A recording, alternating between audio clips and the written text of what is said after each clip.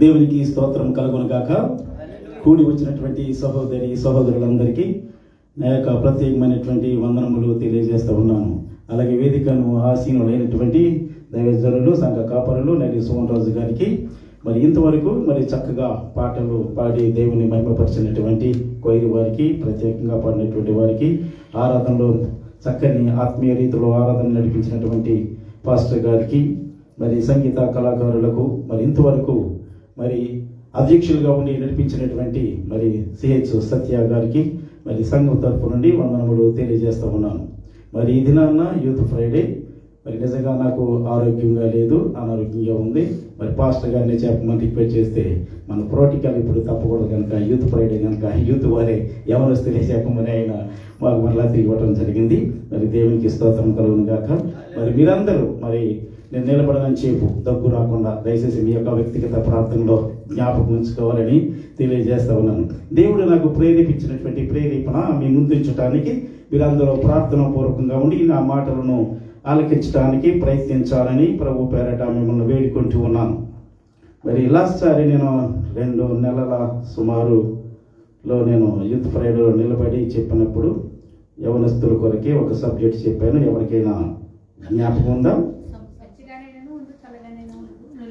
అవును, చల్లగానైనను వెచ్చగానైనను ఉండిన నీకది మేలగను, నులివెచ్చని స్థితిలో నీ ఉండిన బయటకు ఉమ్మివేయబడదు. థ్యాంక్స్ అమ్మ, చాలా సంతోషం జ్ఞాపకం ఉంచుకున్నారు. మరి ఈరోజు మరి దేవుడు నాకు ప్రేరేపించినటువంటి ప్రేరేపణ మరి సహోదరి చదివినిపించిన రీతిగా మార్కు సువార్త 16వ అధ్యాయము 15వ వచనము. మరియు మీరు సర్వలోకమునకు వెళ్ళి సర్వ సృష్టికి సువార్తను ప్రకటించుడి. నమ్మి బాప్తిస్మము పొందిన వారు రక్షింపబడును, నమ్మని వానికి శిక్ష విధించబడును. చిన్న ప్రార్థన చేసుకుందాం. అత్యంత ప్రేమ స్వరూపుడమైనటువంటి నా పరలోకపు తండ్రి, నీ ఘననామానికి స్తుతులు వందనములు చెల్లిస్తున్నాము నాయన. దీనుడను అర్పుడైనటువంటి నన్ను ప్రభు నీ సన్నిధిలో నిలబెట్టుకున్నందుకు నీకు వందనములు. నువ్వేదైతే ప్రేరేపించావో ఆ ప్రేరేపణ నీ సంఘములో పెట్టడానికి నీ కృప చూపించండి. నన్ను నీ సిలువ చాటున మరుగుపరిచి మీరు మాత్రమే ప్రత్యక్షపరచుకున్నామని ప్రార్థిస్తున్నాను ప్రభు. నా నోరును పూరగా వాడుకుని నీకు ఇష్టమొచ్చిన స్వరంతో మాట్లాడమని ప్రార్థిస్తూ ఉంటున్నాను. హాడియా నీకు వందనాలు ప్రభు. నీ నోటి నుంచి నా నోటి నుంచి ప్రతి మాట ప్రభు మా హృదయములలో నువ్వేదైతే ప్రేరేపించావో ఆ మాటలను ప్రభు పలుకుచుండగా మా హృదయాలలో బలపరచమని, అందరూ ప్రార్థన పూర్వకంగా ఉండటానికి నీ సహాయం చేసి నడిపించుకున్నామని, నీ ఆత్మతో నడిపించమని, నీ ఆత్మలో నడిపించమని యేసుక్రీస్తు శ్రేష్టమైన నామములో అడిగి వేడుకొనిచున్నాను నా పరమ తండ్రి, ఆమేన్. మన ప్రభువైన యేసుక్రీస్తు 33.5 సంవత్సరాలు ఈ భూమి మీద జీవించి 3.5 సంవత్సరములు ఆయన సువార్తను ప్రకటించాడు. 33.5 సంవత్సరాలు అంటే 30 సంవత్సరాల్లోనే యవ్వన ప్రాయములోనే, యవ్వన కాలంలోనే ఆయన సువార్తను ప్రకటించాడు. సువార్తను ప్రకటించే ముందు ఆయన 12 మందిని యవనస్తులను ఎన్నుకొని శిష్యులుగా ఆయన వెంట పెట్టుకొని వారికి ఆ యొక్క సువార్తను చెప్పి హితోపదేశము చేసి నా సేవ, నా సంఘం, నా రాజ్యం ఎట్లా ఉండాలి, ఎట్లా ఉంటుంది అని, నా తర్వాత ఈ సేవను కొనసాగించేవారు మీరే అని వాళ్ళందరికీ వితుబాధ చేసి మరి 3.5 సంవత్సరాలు ఆయన సేవను ప్రారంభించి మరి ఒక మనిషి, ఒక మానవుడు ఈ భూమి మీద తప్పుదము లేకుండా ఒక నీతిగా ఏ రీతిగా జీవించవచ్చో ఆ రీతిగా ఆయన జీవించి మాదిరిని చూపించాడు మనందరికీ. మరి మన కొరకు, మన పాపముల కొరకు ఆయన పలు శ్రమలు అనుభవించాడు, అవమానాలు పడ్డాడు, వ్యతిరేకించబడ్డాడు, కొట్టివేయబడ్డాడు, ద్వేషింపబడ్డాడు, ముళ్ళ కిరీటం ధరించుకున్నాడు, ఉమ్ము వేయించుకున్నాడు. మరి ఆయన మన పాపముల నిమిత్తము, మన పాప ప్రాయశ్చిత్తము నిమిత్తము ఆయన అమూల్యమైనటువంటి రక్తాన్ని చిందించి ఆ యొక్క కలువరి సిలువలో ఆయన ప్రాణాన్ని ప్రాణంగా పెట్టాడు. ఆయన మరణించి 3వ దినమున లేచి ఆరోహణమయ్యి నేను సజీవుడను, నేను ఉన్నవాడను అని చెప్పాడు. అపొస్తలుల కార్యములో చెప్పిన విధంగా నన్ను ఏ మరణము ఆయనను బంధించలేదు అని చెప్పాడు. చూడొద్దండి, ఆయన మరణము నన్ను బంధించలేదు. నేను చెప్పిన రీతిగా 3వ దినం లేచాను. నేను ఇప్పుడు ఎల్లప్పుడూ కూడా నేను ఉండేవాడని, సజీవమైన దేవుడిని అని చెప్పి ఆరోహణమై ఆయన భూమి మీద ఆరోహణమైన తర్వాత ఈ భూమి మీద 40 దినములు ఉండి 11 మారులు ఆ శిష్యులకు కనిపించి శిష్యులను బలపరిచి ఆయన పైకి వెళ్లే ముందు, ఆరోహణమయ్యే ముందు వారిని ప్రార్థించి పరిశుద్ధాత్మ వారి మీద ఊది సర్వలోకమునకు వెళ్ళి సర్వ సృష్టికి సువార్తను ప్రకటించుడి. నమ్మి బాప్తీసము పొందినవాడు రక్షింపబడును, నమ్మని వానికి శిక్ష విధించబడును అని చెప్పాడు శిష్యులకి. యేసు ప్రభు నోటి నుంచి వచ్చి ప్రతి మాట కూడా శిష్యులు జవదాటకుండా మరి ఆయనను బలపరిచిన రీతిగా భయము లేకుండా నిష్కల్పటముగా ధైర్యముగా ప్రాణానికి తెగించి సేవ చేయడానికి సిద్ధపడినటువంటి వారు 11 మంది కూడా మరి జెరూసలేములో ఆ యొక్క సేవను ప్రారంభించి యూదయ సమరయ దేశమంతటి సేవను కొనసాగిస్తూ మరి వారి యొక్క ఇజ్రాయేల్ దేశంలోనే కాక వారు ఒక్కొక్క ఖండాన్ని ఎన్నుకుని ఒక్కొక్క ఖండానికి ఒక్కొక్క శిష్యుడు వెళ్ళి సువార్తను ప్రకటించారు. మన ఇండియా దేశంలో కూడా మన ఇండియా దేశంలో ముఖ్యంగా మన యేసు ప్రభుని పరిచయం చేసింది అమెరికీయులు లేదా ఇంగ్లాండ్ వారు అనుకుంటాం. కానీ ఎన్నో సంవత్సరముల కంటే ముందు అమెరికీయుల కంటే ఇంగ్లాండ్ వాళ్ళ కంటే యేసు ప్రభుని పరిచయం చేసింది మన ఇండియాలో మన యేసు ప్రభువు శిష్యుడైనటువంటి తోమా గారు. వాళ్ళకంటే ముందుగానే మనం యేసు ప్రభు ఎవరో మనకు తెలుసు. క్రైస్తత్వం అంటే ఏంటో అప్పటికే ఎక్కువ పెంపొందింపబడింది. ఆ రీతిగా శిష్యులందరూ కూడా సర్వలోకానికి ఒక్కొక్క ప్రదేశం, ఒక ఖండం ఎంచుకొని ఆ శిష్యులు సేవను ప్రారంభించగలిగారు. ఏదైతే యేసు ప్రభు చెప్పాడో, ఏదైతే యేసు ప్రభు ప్రకటించాడో అదే ప్రకటించడానికి సర్వలోకానికి వెళ్ళారు. ఏ ప్రాణ భయానికైనా భయపడకుండా సర్వలోకానికి వెళ్ళి సర్వ సృష్టికి సువార్తను ప్రకటించాలనే ఉద్దేశంతో వాళ్ళ ఉద్దేశం నెరవేర్చే వరకు, తుదముట్టించే వరకు, హతసాక్షులయ్యే వరకు కూడా వారు ఆ యొక్క సువార్తను ప్రకటిస్తూనే ఉన్నారు. అలాగే వారి తర్వాత మనము కూడా ఎంతోమంది మన ఇండియా దేశంలో లేక ప్రపంచం దేశంలో ఎందరో మిషనరీలు, తర్వాత ఎవెంజలిస్టు, ప్రతి ఒక్కరూ దేవుని సేవ చేయాలని చక్కగా చదువుకుని కూడా ఆయా దేశాలు వెళ్ళి, ఉన్నతమైన దేశాలు వెళ్ళి ఆయన సేవను చేస్తూ ఉన్నారు, ప్రకటిస్తూ ఉన్నారు. అది నిజం. కానీ చాలామంది సేవను మరో కోణంగా కూడా చూస్తూ ఉన్నారు. కొంతమంది మనకు తెలిసినటువంటి ఇండియాలో కూడా చాలామంది థియాలజీ చేసి బైబిల్ ట్రైనింగ్ పొంది సేవను ఎక్కడ చేయాలి అని బిజినెస్ పరంగా ఆలోచించేవారు కూడా ఉన్నారు. తమ సొంత ఊరిలో చేస్తే ఏమో ఇక్కడ మాకు ఒక సంఘం ఉంది, మా విశ్వాసులు కూడా ఇంకా పరిజ్ఞానం పొందలేదు, ఇంకా చదివినటువంటి బైబిల్ జ్ఞానం లేదు, నేను ఇక్కడే ఉండి సేవ చేస్తాను అంటే చాలా మంచిదే. కానీ అలా కూడా వాళ్ళు అనుకోరు. కొంతమంది దైవజనులు, అందరూ మాత్రం కాదు సుమి, కొందరు దైవజనులు ఎక్కడైతే నేను సంఘం పెడితే బాగుంటుంది, ఎక్కడ జనసంద్రం ఎక్కువ ఉంటుంది, ఎక్కడ ఉద్యోగస్తులు ఉన్నారు, ఎక్కడ సంఘం పెడితే బాగుంటుంది, ఎక్కడ నాకు పెడితే నా కుటుంబాన్ని నేను పోషించుకోగలను, నేను ఆర్థికంగా బలపడగలను అని కూడా ఆలోచించేవారు చాలామంది ఉంటారు.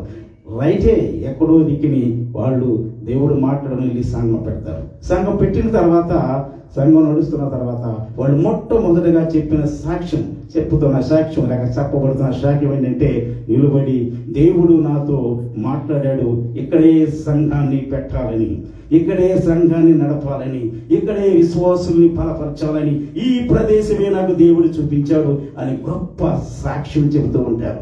దేవుడు నాకు మాట్లాడిన రీతిగా నా ఊపిరున్నంత కాలము, నేను నా శక్తి ఉన్నంత కాలము ఈ స్థలంలోనే నిలబడి నేను సేవను చేస్తానంటారు. మంచి కమిట్మెంట్. కానీ కొంతకాలమైన తర్వాత ఏదో చిన్న వ్యతిరేకత వచ్చిందని, ఏదో కొంత బాధ కలిగిందని, ఏదో కొంత వాళ్ళు సదభిప్రాయాలు వచ్చాయని ఏమంటారండి, వెంటనే సంఘాన్ని వదిలిపెట్టి వెళ్ళిపోతూ ఉంటారు. ఇది చాలా సంఘాల్లో జరుగుతుంటుంది. నేను చెప్పిన మాటలు మీరు అనుకుంటూ ఇజ్రాయేల్ దేశాన్ని గురించి చెప్తున్నానేమో. నో, ఇజ్రాయేల్ దేశంలో ఉన్నట్టు దేవుని సేవకులు మనం అభినందించాలి. ఎందుకంటే వాళ్ళు సేవన చేస్తూ ఉన్నారు. వాళ్ళకి మనం ఏమీ పారితోషం ఇవ్వడం లే, ఏమీ జీతాలు ఇవ్వటం లేదు. మనకులాగానే వాళ్ళు కూడా కష్టపడి మరి చర్చి కంటే ముందు, సంఘానికంటే ముందు 2-3 గంటలు వారికి పని చేసుకొని వారు టకటక వచ్చి మరి స్నానం చేసి భోజనం చేసి సంఘానికి వచ్చి సేవన చేస్తూ ఉన్నారు. నేను వీళ్ళ కోసం అంటలేదు, కానీ ఎంతో మంది ఇండియా దేశంలో సేవకులు చెప్పేది ఇదే. దేవుడు నాతో మాట్లాడాడు, దేవుడు నన్ను ఇక్కడ సేవ చేయమన్నాడు. మరి దేవుడు మనసు మార్చుకున్నాడా? దేవుడికి ఒక అభిప్రాయం లేదా? దేవుడు నీతో చెప్పాడు, మరి ఆ దేవుడు నిన్ను అడిగే వరకు, ప్రభువా ఏంటి నన్ను ఇక్కడ సేవ చేయమన్నావు, నాకు ఇక్కడ కుదరట్లేదు, ఇక్కడ నాకు అసౌకర్యంగా ఉంది, నేనేం చేయను అని ఎదురు చూసావా? నిరీక్షించావా? దేవుడిని అడిగావా? అంటే దేవుడు అబద్ధకుడా, నీవు అబద్ధకుడువా? ఇటువంటి సేవను చేస్తూ ఉన్నారు. ఇది ఎప్పటి నుంచో దేవుని సేవకులు చిన్న పెద్దవని కాదు, అలవాటు అయిపోయింది. పాత నిబంధనల కాలంలో చూసినప్పుడు కూడా యోనా గొప్ప ప్రవక్త, యోనా గొప్ప ప్రవక్తల్లో ఒకడు. ఇశ్రాయేలీయులకు గొప్ప ప్రవక్త అయినటువంటి వాడు మోషే తర్వాత మహా గొప్ప ప్రవక్త అని యోనా చెప్పుకుంటారు. యోనా గ్రంథం బైబిల్లో 2 పేజీలు ఉండవచ్చు, కానీ యోనా గ్రంథం అని ఒక బుక్ ఉంది. దాంట్లో ఆయన గురించి చాలా గొప్పగా రాస్తారు. ఆయన నోటి నుంచి ఒక మాట వెలువడితే అలాగే జరుగుతుంది. దేవుడు అందుకని ఆయన ఎన్నుకున్నాడు. యోనాని పిలిచాడు, యోనా అని ఆయన పిలిచి, దేవుడు పిలిచి అంటూ ఉన్నాడు, నినేవా పట్టణం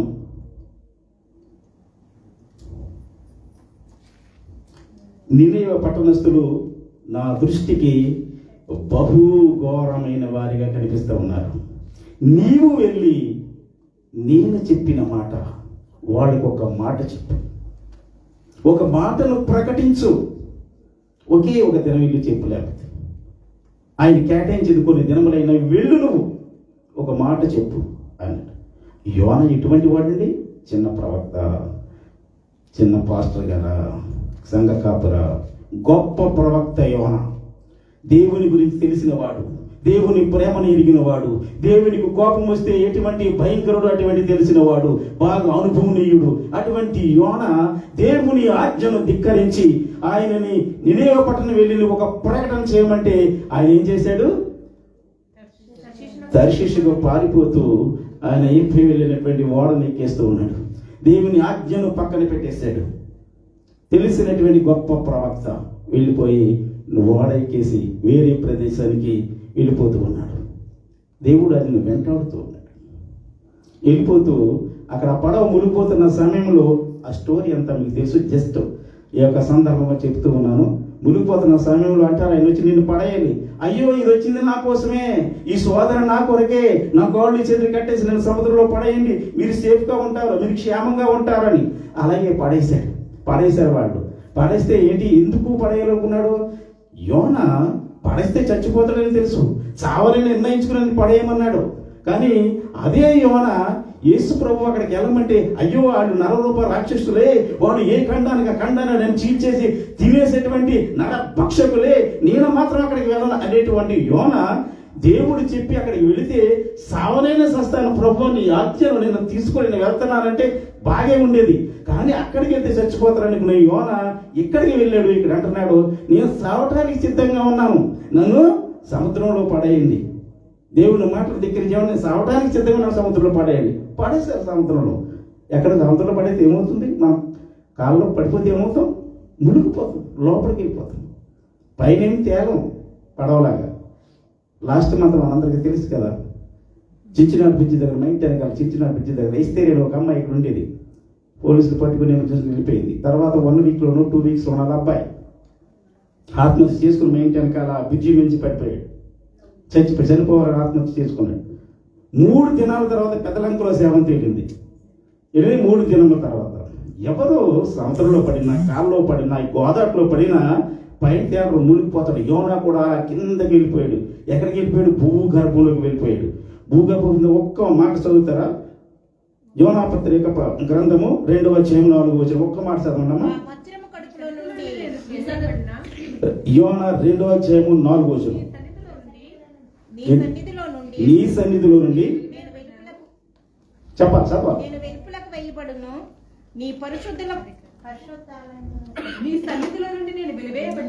నీ సన్నిధిలో నుండి నేను వెలివేయబడినను, చెప్పమ్మా. ప్రాణాంతకు వచ్చినంతగా జలములు నన్ను చుట్టుకొని ఉన్నవి, సముద్రాగాధము నన్ను ఆవరించి ఉన్నది. సముద్రపు నాచు నా తలకు చుట్టుకొని ఉన్నది. నేను మరెన్నటికీ ఎక్కి రాకుండా. సరిపోతుందమ్మా. సముద్రంలో తన చుట్టుకున్నది ఉన్నాయి. సముద్రంలో నాచు తన చుట్టుకుని ఉన్నది. తనకి ఊపిరాడటం లేదంట. సావాలనుకున్న వాడికి ఊపిరాడకపోతే ఏమిటండి? ఎవరైనా ఆత్మహత్య చేసుకోవాలనుకున్నప్పుడు ఫ్యాన్ ఉరేసుకుంటాడు. ఉరేసుకున్నప్పుడు ఏమవుతుంది? ఉరితోడి బిగాలి కదా. బిగుతున్నప్పుడు అయ్యో నాకు ఊపిరాడట్లేదే, ఉరితోడి బిగిసిపోతుంది, నాకు ఊపిరాడట్లేదని అనుకుంటాడా? వాడు గురేంటి? సావాలి, చావు. నీకు ఊపిరాడకపోతే నేను చస్తావు నువ్వు అనుకున్నది. ఇప్పుడు నువ్వు దిగింది, దీనిలో పడేసింది దేనికోసం? ఎవరైనా చావు కొరకే. అయ్యో నాకు ఊపిరాడటం లేదు, నాకు నాసులో ఉండిపోయాను, నేను భూగర్భంలోకి వెళ్ళిపోయాను, నేను అగాధములోకి వెళ్ళిపోయాను, సముద్ర అగాధంలోకి వెళ్ళిపోయాను, అగాధములు అలలు నన్ను చుట్టుకున్నాయి అని ఏమంటున్నాడు? దేవుణ్ణి జ్ఞాపకం చేసుకుంటూ ఉన్నాడు. అప్పుడు దేవుడు ఏదైనా సరే ఒక్కసారి నిర్ణయించుకుంటే మా అంతరంగం ఏంటో ఆయనకి తెలుసు, నీ అంతరంగం ఏంటో తెలుసు. ఒకసారి నిర్ణయించుకుంటే ఆయన నిర్ణయం దేవుడు ఎప్పుడూ మార్చుకోడు. అప్పుడు దేవుడు జ్ఞాపకం చేసుకుని అప్పుడు పంపించాడు, ఆ మత్స్యమును పంపించాడు, ఆ తిమ్మములను మత్స్యం పంపించి అప్పుడు ఎక్కడ తీసుకెళ్ళాడు? అతని డెస్టినేషన్ ఎక్కడికో అక్కడికి తీసుకెళ్ళి అక్కడ కక్కింది ఆ చేప. దేవుడు ఏదైతే అనుకున్నాడో అదే చేయగలడు. ఇతను మనిషి, ఇతను గొప్ప ప్రవక్త. కానీ ఒక్కొక్కసారి మనుష్యుడు అన్నీ మర్చిపోయి ఎంత భక్తుడైనా, ఎంత ప్రవక్త అయినా, ఎంత యాజకుడైనా మనుష్యుడిని అని చెప్తాడు. నైజం ఉంటుంది కదా, నైజం మారదు. ఆ నైజం ఒక్కొక్కసారి జ్ఞాపకం వస్తూ ఉంటుంది అతనికి. ఆ నైజాన్ని ఒకసారి యూజ్ చేస్తూ ఉంటాడు.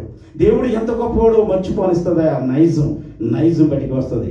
అలాగే యోనా అనేటువంటి గొప్ప యాజకుడు కూడా, గొప్ప ప్రవక్త కూడా దేవుని మాటను ధిక్కరించి తర్వాత దేవునికి లోబడి పశ్చాత్తాపడి మరలా దేవుని సన్నిధికి దేవుడు ఏదైతే ఆయన నిర్ణయించాడో ఆయన గుడి దగ్గరికి తీసుకెళ్ళి అక్కడ దింపాడు. ఒకే ఒక మాట చెప్పాడండి. ఒకే ఒక రోజును సువార్తను ప్రకటించాడు. దేవుడు ఏదైతే ఆయనకి చెప్పమన్నాడో ఆ మాటను ఒకే ఒకసారి అట్లా ఎలుతూ చెప్పాడు. వాళ్ళు నరరూప రాక్షసులైనటువంటి వాళ్ళు మనస్సు మార్చుకుని గోనెబట్ట పట్టుకుని దిగజారి కిందకి గోనెబట్ట దేనికి చూసిందంటే తగ్గింపుతనానికి. యోనా నోటు చాతుర్యం అటువంటిది. దేవుడు ఒక్కసారి నిన్ను ఆశీర్వదిస్తే నీ ఆశీర్వాదములు చిట్ట చివరి వరకు నిలిచి ఉంటాయి. ప్రవక్తలు ఎవరైనా సరే, సేవకులైనా సరే నమ్మకంగా ఆయన పట్ల ఉంటే ఆయన మారేవాడు కాదు, మనం మారిపోతుంటాం. దేవునికి స్తోత్రం కలుగును గాక. మీరు సర్వలోకములకు వెళ్ళి సర్వ సృష్టికి నా సువార్తను ప్రకటించుడి. దేవునికి స్తోత్రం కలుగు. మనము ఎక్కడ ఉన్న సువార్తను ప్రకటించే వారముగా ఉండాలి.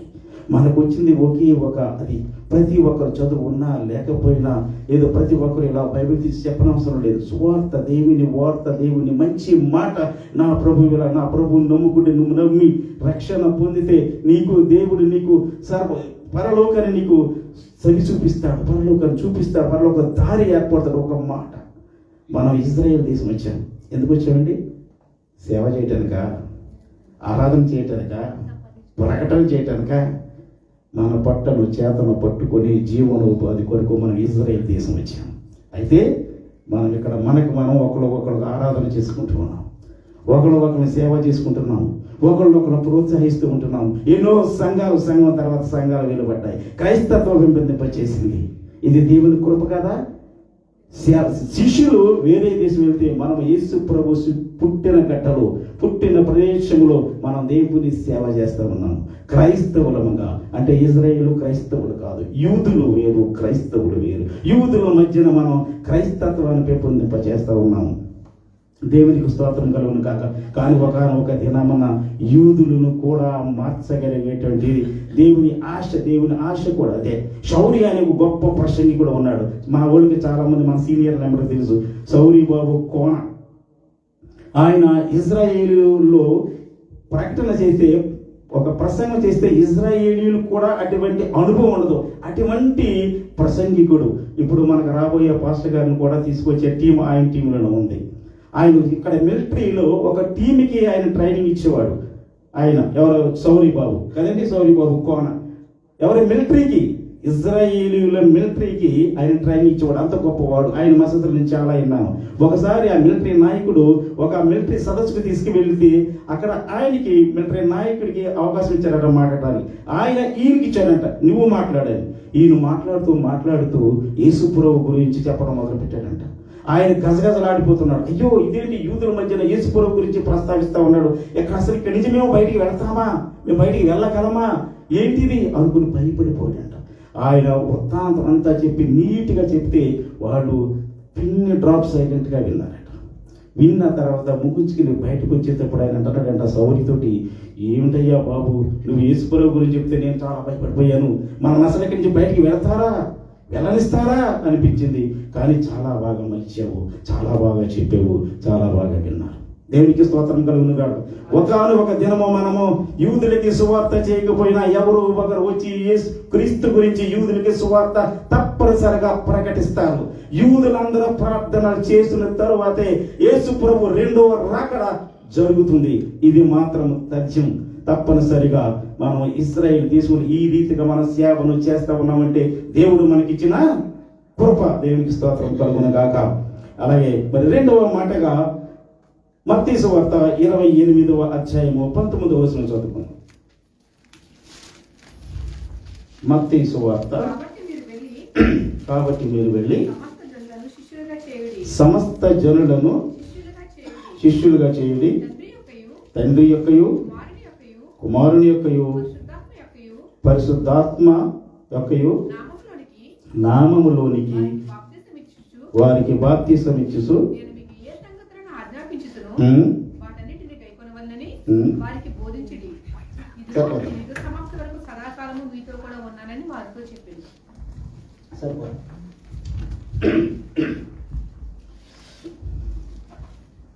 తండ్రి యొక్కయు కుమారుని యొక్కయు పరిశుద్ధాత్మ నామములో బాప్తిస్మమియ్యుడి అని రెండవ మాటగా మన ప్రభు అయిన యేసుక్రీస్తు శిష్యులను పంపించే ముందు ఈ మాటలో రెండు కూడా చెప్పారు. మీరు సర్వలోకములకు వెళ్ళి సర్వ సృష్టికి నా సువార్తను ప్రకటించుడి అని రెండవ మాటగా మీరు తండ్రి యొక్కయు కుమారుని యొక్కయు పరిశుద్ధాత్మ నామములో బాప్తిస్మమియ్యుడి. దేవునికి స్తోత్రం కలుగును గాక. ఈ బాప్తిస్మము లేక ప్రభు బల్ల అనేది క్రైస్తవ జీవితంలో క్రైస్తవునికి చాలా ప్రాముఖ్యమైనది. కానీ సేవకులు ఎందుకు ఈ అంశాన్ని చాలా తక్కువ చెప్తూ ఉంటారు. నేను వచ్చే దాదాపు 6.5 సంవత్సరాలు అయింది ఈ సంఘానికి. ఇంతవరకు నేను ఎవరో మన పాస్టర్లు చెప్పడం వినడా, బహు తక్కువ చెప్తుంటారు. కానీ చాలా ప్రాధాన్యమైనటువంటి సబ్జెక్టే అది. మనం 2 మాటలు చెప్పుకొని మనం ముగించుకుందాం. బాప్తిసం గురించి మరి ఎందుకంటే బాప్తిస్మము అంటే ఏమిటి, 2 లేక 3 మాటలు మనం చెప్పుకుని ముగించుకుందాం. బాప్తిసం అంటే ఏమిటి అనేది ఒకసారి మనం జ్ఞాపకం చేసుకుందాం. అంటే మీకు తెలియదని కాదు సుమి, అపార్థం చేసుకోవద్దు, జ్ఞాపకం మాత్రం చేస్తాను. బాప్తిసం అంటే ఏమిటి? బాప్తిసం అనే ఇంగ్లీష్ పదం, బాప్తిసం అనే మాట ఇంగ్లీష్ పదము. అలాగే గ్రీక్ భాషలో దాన్ని బాప్టిజో అంటారు గ్రీక్ పదములో. అనగా ముంచుట అని అర్థం. బాప్టిజో అనగా ముంచుట అని అర్థం, లేక పాతి పెట్టుట, లేక సమాధి చేయబడుట అని అర్థం బాప్తిజం. రోమీలకు రాసిన పత్రికలో ఒకసారి 6వ అధ్యాయము 4-5 వచనాలు చదివితే మనకి దేవుని వాక్యంలో తెలుస్తుంది. రోమీలకు రాసిన పత్రిక 6వ అధ్యాయము 4-5 వచనములు. కాబట్టి తండ్రి మహిమ వలన క్రీస్తు మృతులలో నుండి ఎలాగూ లేపబడును, అలాగే మనమును నడుచుకున్నట్లు మనము బాప్తిసం వలన మరణమును పాలు పొందుటకై ఆయనతో కూడా పాతి పెట్టబడింది. మరియు ఆయన పునరుత్థానము యొక్క సాదృశ్యమందును ఆయనతో ఐక్యం గలవారమై ఇందుము. దేవునికి స్తోత్రం కలుగును గాక. ఈ ముంచుట అనగా క్రీస్తుతో పాటు లేపబడ్డ.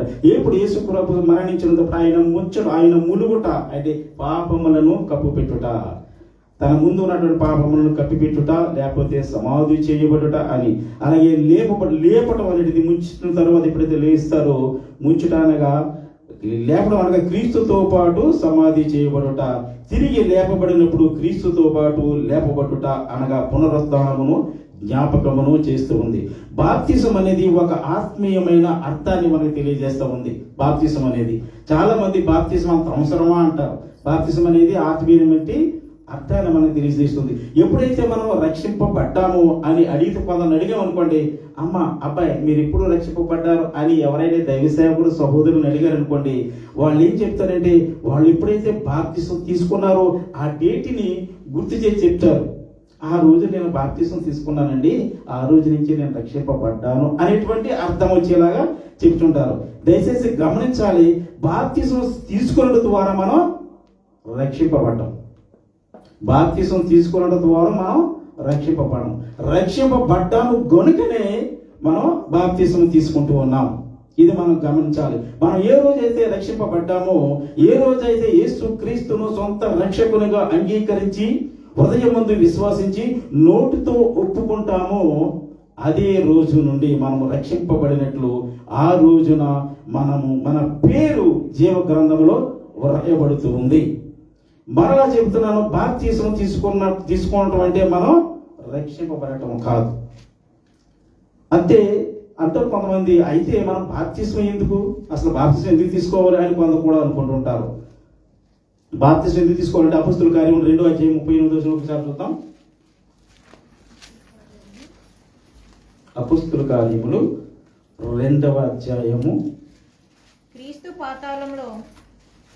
పాతాళములో 2వ అధ్యాయము 38వ వచనం. పేతురు మీరు మారుమనసు పొంది పాప క్షమాపణ నిమిత్తము ప్రతివాడు యేసుక్రీస్తు నామమున బాప్తిసం పొందిడి, అప్పుడు మీరు పరిశుద్ధాత్మను వరము పొందుదురు. దేవునికి స్తోత్రం కలుగును గాక. మనం బాప్తిసం తీసుకున్నట ద్వారా ఇది మనకి ఏమొస్తుంది, ఆత్మ అనుగ్రహింపబడుతుంది. మనం బాప్తిసం తీసుకోలేకపోతే పరిశుద్ధాత్మ పొందటానికి మనం అర్హులము కాదు అని అపొస్తలుడైనటువంటి పౌలు మనకి హెచ్చరిస్తూ ఉన్నాడు. తర్వాత ఆ బాప్తిసం పొందటం ద్వారా, బాప్తిసం తీసుకోవడం ద్వారా మనము దేవుని నీతిని కొనసాగిస్తున్నాము. మత్తయి సువార్త 3:13 ఒకసారి చూద్దాం. మత్తయి సువార్త 3వ అధ్యాయము 13వ వచనం. ఆ సమయమున యోహాను చేత బాప్తిసం పొందుటకు యేసు గలిలీ నుండి యోర్దాను దగ్గర ఉన్న ఆయన వద్దకు వచ్చెను. అందుకు యోహాను, నేను నీ చేత బాప్తిసం పొందవలసిన వాడిని ఏమిటుండగా నా దగ్గరకు వచ్చుతున్నావా అని నివారింప చూశాను. కానీ యేసు ఇప్పటికి కాని నీతి యావత్తు ఇలాగూ జరగనిమ్ము. అది సరిపోతుందమ్మా. దేవుని నీతిని మనం బాప్తిసం తీసుకున్నట ద్వారా దేవుని నీతిని మనం కొనసాగిస్తూ ఉన్నాము. మనం బాప్తిసం తీసుకోవడం ద్వారా యేసు క్రీస్తు ప్రభువు నీతిని నెరవేరుస్తున్నాము. అలాగే దేవుని ఆజ్ఞకు విధేయులమై ఉన్నాము. మనము వాక్యము చదువుకున్న రీతిగా మన ప్రభు అయిన యేసుక్రీస్తు తెలియజేస్తా ఉన్నాడు, మీరు సర్వలోకమునకు వెళ్ళి సర్వ సృష్టికి నా సువార్తను ప్రకటించుడి, తండ్రి యొక్కయు కుమారుని యొక్కయు పరిశుద్ధాత్మ నామములోనికి బాప్తిసము ఇయ్యుడి. బాప్తిసం అనేది మనకి ఒక ఆప్షన్ కాదండి. బాప్తిసము అనేది ఆజ్ఞ. మనలో రక్షణ కార్యము జరిగినట్లయితే ఇంకా ఆలస్యము చేయకూడదు. దేవుని ఆజ్ఞను మనం నెరవేర్చవలసి ఉన్నది. బాప్తిసం అనేది దేవుని యొక్క ఆజ్ఞకు విధేయత అయి ఉన్నది. ఒకసారి 1 కొరింథీయులు 10 మనం చూసినట్లయితే, చదవద్దు ఎందుకంటే సమయం సరిపోదు కనుక. ఇశ్రాయేలీయులు ఎర్ర సముద్రములో బాప్తిసం తీసుకున్నారట. మీరు ఒక ఇంటికి చదవండి. ఇశ్రాయేలీయులు ఎర్ర సముద్రంలో బాప్తిసం తీసుకున్నారట. ఎప్పుడైతే అక్కడ బాప్తిసం తీసుకున్నారో ఏం జరిగిందో తెలుసా? ఇశ్రాయేలీయులను వెంబడిస్తున్న ఫరో సైన్యము ఆ సముద్రములో ముంచవేయబడ్డారు. కొరింథీయుల్లో ఉంటుంది 10వ అధ్యాయం. అవును, మేఘములోను సముద్రములోను బాప్తిసం తీసుకున్నారు. సరిపోతుందమ్మా.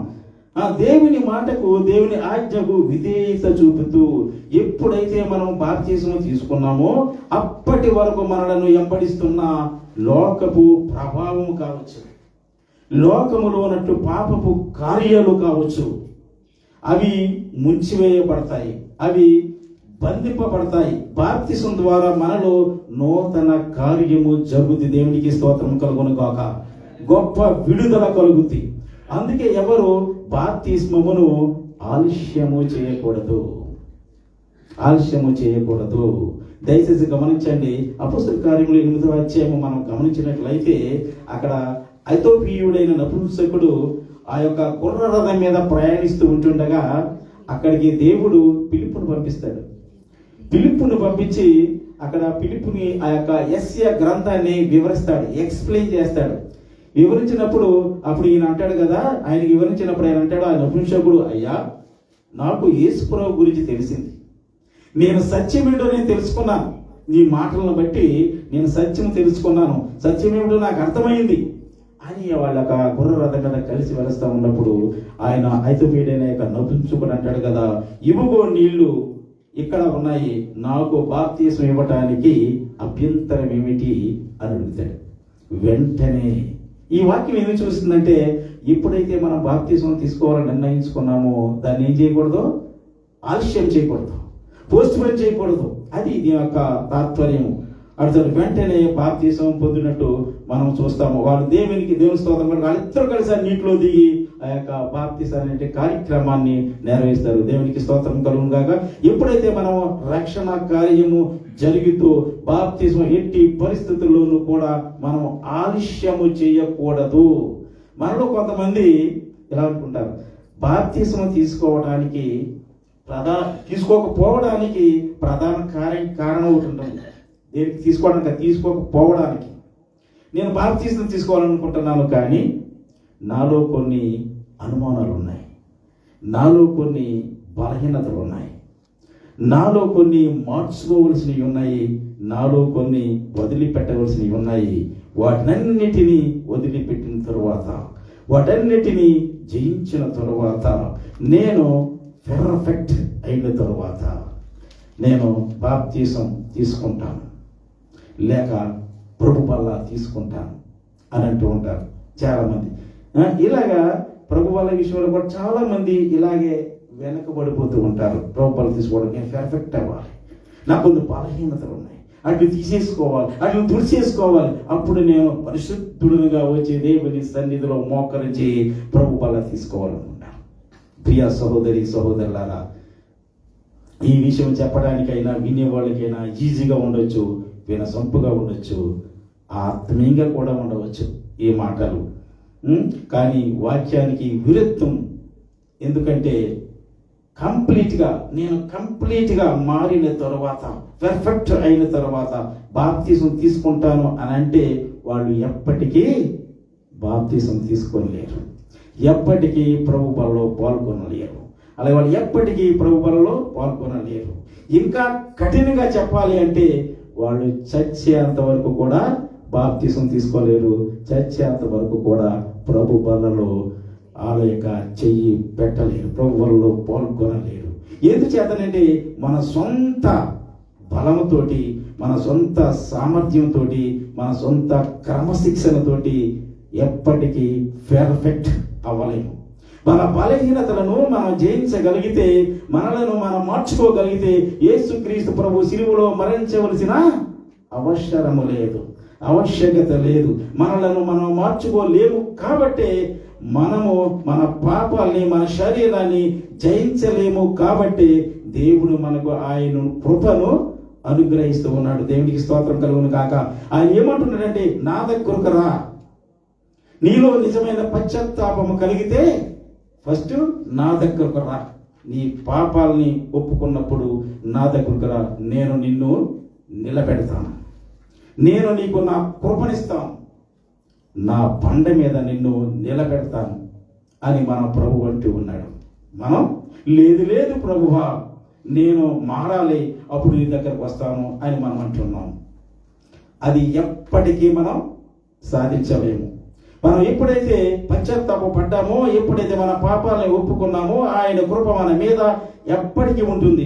ఆయన కృపలో మనలను నడిపిస్తాడు. మన బలహీనతలను ఆయన దగ్గర పెట్టి, ప్రభువా నాకు ఈ బలహీనత ఉంది, కానీ నేను బాప్తిస్మము తీసుకోవాలనుకుంటూ ఉన్నాను, నేను ప్రభువులో పాల్గొవాలనుకుంటున్నాను, నీ సన్నిధిలో కొనసాగించాలనుకుంటున్నాను అని మన అందరి బలహీనతలను ఆయన దగ్గర పెట్టి నీవు ముందుకు కొనసాగితే నీ బలహీనతలను నీ దగ్గరకు రానియడు మన ప్రభువు.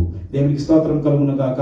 మరికొంతమంది ఇలా అంటూ ఉంటారు, నేను బాప్తిస్మం తీసుకోవాలనుకుంటున్నాను, కానీ నా భర్త కూడా రక్షింపబడాలని మేము ఇద్దరం కలిసి తీసుకోవాలనుకుంటున్నాము. ఇది నిజం, చాలా మంది మనం వింటూ ఉంటాము, కలిసి తీసుకోవాలనుకుంటున్నాం అంటారు. మరికొంతమంది నా తమ్ముడు మారు మనసు పొందితే అప్పుడు ఇద్దరం కలిసి తీసుకుంటాము అంటారు. ప్రియ సహోదరి సహోదరులారా, బాప్తిస్మం అనేది లేక ప్రభు బల అనేది, విశ్వాసం అనేది, భక్తి అనేది వ్యక్తిగతం.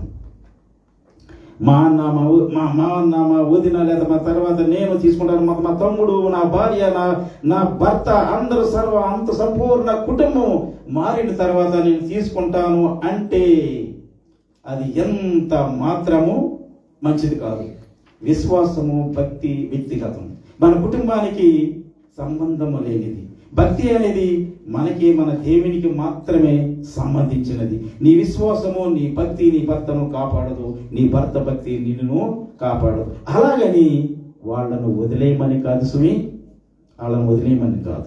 వాళ్ళ కోసం మనం వెనుకకు వెళ్ళకూడదు, మనం ముందుకు వెళ్ళి వాళ్ళని మన వెంట తీసుకురావడానికి ప్రయత్నించాలి. కానీ వాళ్ళ కోసం మన విశ్వాసాన్ని, మన వ్యక్తిగత ఆత్మీయ నడిపింపుని వదిలిపెట్టి వాడి దగ్గరే మనం ఆగిపోకూడదు. మనం వాడిని తీసుకురావడానికి ప్రయత్నించాలి. సమయం ఉండగానే సమస్తాన్ని చక్కబెట్టుకోవాలి. దేవుడు మాటలు చెప్తూ ఉన్నాడు, సమయము పోనీయక సద్వినియోగము చేసుకొనిడి అని వాక్యం చెబుతుంది. నేడే రక్షణ దినము, రేపు ఏమవుతుందో మనకి తెలీదు. దేవునికి స్తోత్రం కలుగును గాక. మన బలహీనతలను ఆయన ముందు పెట్టినప్పుడు ఆయనే మన బలహీనతల నుండి బలపరిచి ఆయన కృప చేత మనలను పెర్ఫెక్ట్ చేయగలడు. అట్టి రీతిగా మనం బాప్తిస్మములోను ప్రభు వలలోను ముందుకు సాగే వారముగా ఉండాలని దేవుడు కోరుకుంటూ ఉన్నాడు. అట్టి కృప దేవుడు మనందరి మీద ఉంచును గాక. ఆమేన్. దేవుడి మాటలు దీవించి ఆశీర్వదించును గాక.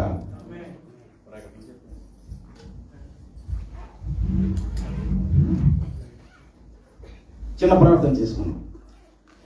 సకల ఆశీర్వాదములకు కారణభూతుడు అయినటువంటి నా పరలోకపు తండ్రి, నీ ఘననామానికి స్తోత్రులు వందనములు చెల్లిస్తున్నాము నాయన. ఇదిగో ప్రభువా, నువ్వేదైతే ప్రేరేపించావో ప్రభు, నీ ప్రేరేపణలు తండ్రి ఈ యొక్క సంఘంలో ఉంచడానికి నీవు ఇచ్చినటువంటి కృపను బట్టి నీకు వందనములు ప్రభు, నీ వాడుకున్న విధానమును బట్టి నీకు వందనములు ప్రభు.